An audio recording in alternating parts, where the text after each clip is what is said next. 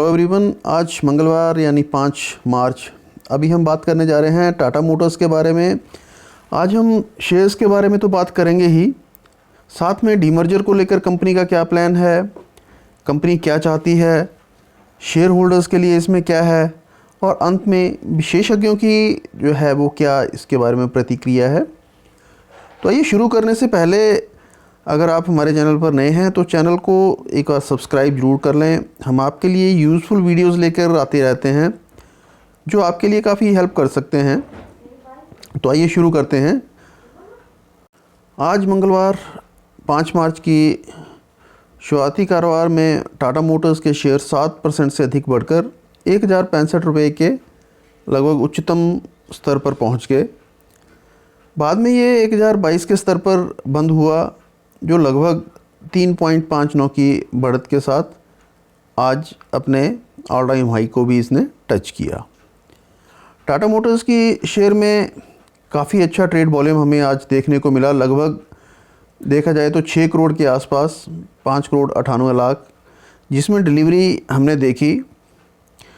और जो डिलीवरी है वो ज़्यादा तो नहीं, 1 करोड़ 18 लाख, उसको परसेंटेज में अगर बात की जाए तो 19.7 की हमें देखने को मिली है, जो कि बहुत ज़्यादा कम भी नहीं है, बहुत ज़्यादा हाई भी नहीं है।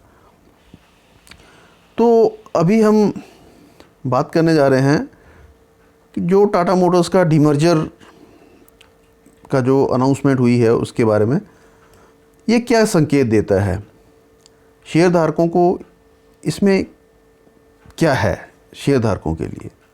तो इंट्राडे ट्रेड में शेयरों में 7% से अधिक की बढ़ोतरी डीमर्जर का निर्णय कंपनी के आत्मविश्वास को दर्शाता है। तो यात्री वाहनों में और यात्री वाहनों के क्षेत्र में टाटा अब सीधे तौर पर मारुति को टक्कर दे सकती है, हम ये भी कह सकते हैं।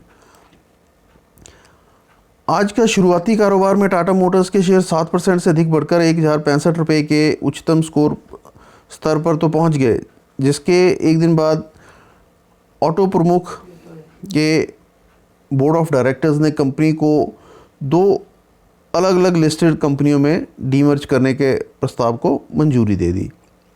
इसमें एक कंपनी टाटा के कमर्शियल वाहन व्यवसाय और उससे संबंधित इन्वेस्टमेंट्स को संभालेगी, जबकि दूसरी इकाई जो है वो पैसेंजर व्हीकल्स बिजनेस को उसमें शामिल करेगी, जिसमें पारंपरिक conventional internal combustion engine vehicles, electrical vehicles और JLR Jaguar land rover division शामिल होंगे। इस फैसले की अनाउंसमेंट सोमवार को बाज़ार बंद होने के बाद की गई। डीमर्जर प्रस्ताव को नेशनल कंपनी लॉ ट्रिब्यूनल, जिसे हम NCLT के नाम से भी जानते हैं, स्कीम ऑफ अरेंजमेंट्स के माध्यम से लागू किया जाएगा, जिसमें टाटा मोटर्स के सभी शेयर धारकों के पास दोनों लिस्टेड कंपनीज़ में समान शेयर होल्डिंग जारी रहेगी। ये बात एक बार फिर ध्यान देने योग्य है, जिसमें टाटा मोटर्स के सभी शेयर धारकों के पास दोनों लिस्टेड कंपनीज में समान शेयर होल्डिंग जारी रहेगी। उम्मीद है आप ये समझ गए होंगे कि मैं क्या कहना चाहता हूँ। तो टाटा मोटर्स डीमर्जर से क्या हासिल करना चाहती है। अब कुछ अगर डीमर्जर टाटा कर रही है तो कुछ ना कुछ तो वो भी, उनका भी विज़न होगा। तो डीमर्जर कंपनी के इस विश्वास को दर्शाता है कि पैसेंजर व्हीकल यानी कि यात्री वाहन सेगमेंट आत्मनिर्भर हो सकता है, और 2 संस्थाओं में डीमर्जर के कदम से टाटा मोटर्स के लिए बेहतर वैल्यू क्रिएशन भी हो सकती है। यहाँ 2 इसके अलग अलग पहलू हो सकते हैं।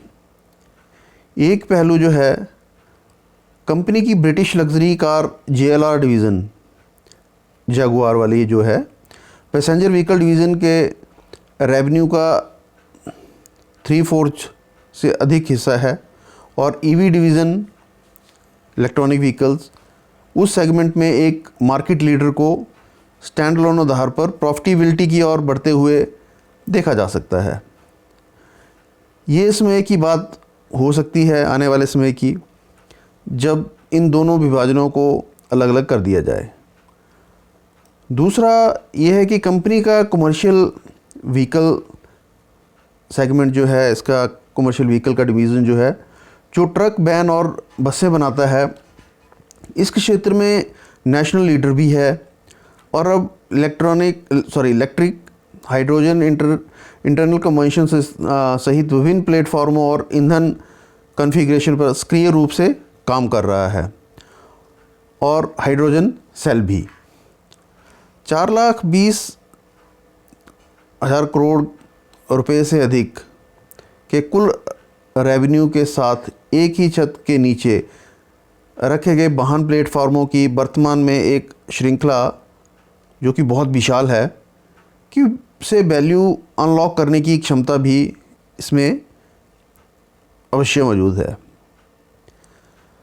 अब और इस कदम से टाटा मोटर्स अपनी क्या एक्सपेक्टेशंस क्या हैं टाटा मोटर्स को?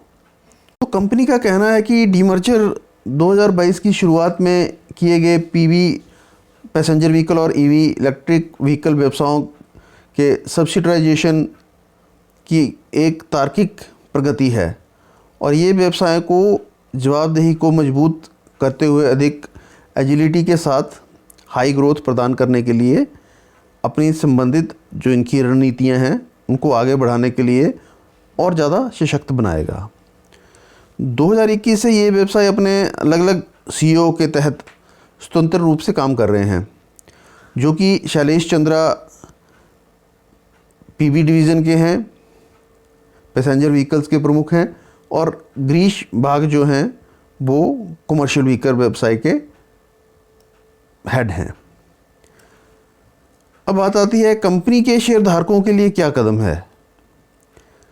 तो टीएमएल टाटा मोटर्स लिमिटेड के शेयरधारकों के पास दोनों लिस्टेड एंटिटीज़ में समान हिस्सेदारी बनी रहेगी, जैसे कि मैंने पहले भी बताया था। दोनों लिस्टेड एंटिटीज़ में समान हिस्सेदारी बनी रहेगी। इसका मतलब ये है कि अगर किसी शेयरधारक के पास टीएमएल के 100 शेयर हैं, तो उसे दो अलग अलग कंपनियों में से प्रत्येक में 100 शेयर मिलेंगे। हालांकि कंपनी ने अभी तक डीमर्जर औपचारिकताओं की जो है घोषणा नहीं की है। डीमर्जर के लिए व्यवस्था की एनसीएलटी योजना को आने वाले महीनों में अनुमोदन के लिए टीएमएल बोर्ड ऑफ डायरेक्टर्स के समक्ष रखा जाएगा, और ये सभी आवश्यक शेयरधारकों, लेनदार और जो भी नियामक अनुमोदन के अधीन होगा, जिसे पूरा होने में लगभग 12 से 15 महीने का समय लग सकता है। कंपनी ने कहा है कि मर्जर से कर्मचारियों, ग्राहकों और उसके बिजनेस पार्टनर्स के ऊपर कोई भी उसका प्रतिकूल प्रभाव नहीं पड़ेगा। पिछले एक साल में अगर हम देखें तो टाटा मोटर्स लिमिटेड के शेयरों में लगभग 150% से भी ज़्यादा की बढ़ोतरी हुई है। तो अभी हम बात करते हैं कि ये जो डीमर्जर का जो प्रोसेस है, इसमें डीमर्जर के प्रोसेस में जो विशेषज्ञ जो हैं उनकी क्या क्या प्रतिक्रियाएं आई हैं। तो इनमें प्रतिक्रियाएं जो हैं वो सबकी मिक्स्ड रही हैं। जबकि यूबीएस ने कहा कि टाटा मोटर्स का डीमर्जर कंपनी की स्ट्रक्चर को काफ़ी सरल बनाता है, लेकिन इसमें मटेरियल वैल्यूज़ में कोई बड़ी अनलॉकिंग नहीं देखी जा सकती। वहीं मॉर्गन एंड स्टैनली ने कहा है कि इस कदम में टाटा मोटर्स के लिए बेहतर वैल्यू क्रिएशन हो सकता है। तो प्रतिस्पर्धा के दृष्टिकोण से पैसेंजर व्हीकल व्यवसाय with global ammunition in the form of GLR बाज़ार के अग्रणी मारुति के साथ सीधे कंपटीशन कर सकता है और वैल्यूएशन गैप को पूरा कर सकता है। एलकेपी सिक्योरिटीज़ के senior research analyst Ashwini Patil ने कहा है कि हुंडई की सूची में शामिल होने और खेल में चौथे खिलाड़ी के रूप में M&M महिंद्रा एंड महिंद्रा के साथ पैसेंजर व्हीकल स्पेस देखना दिलचस्प रहेगा और एक निवेशक को उचित विकल्प भी दे सकता है।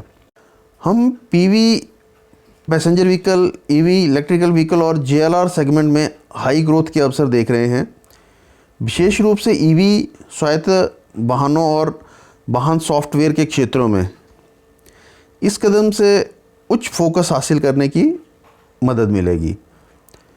ये मेहता इक्विटीज़ लिमिटेड के वरिष्ठ वीपी अनुसंधान प्रशांत तापसे ने कहा, हमें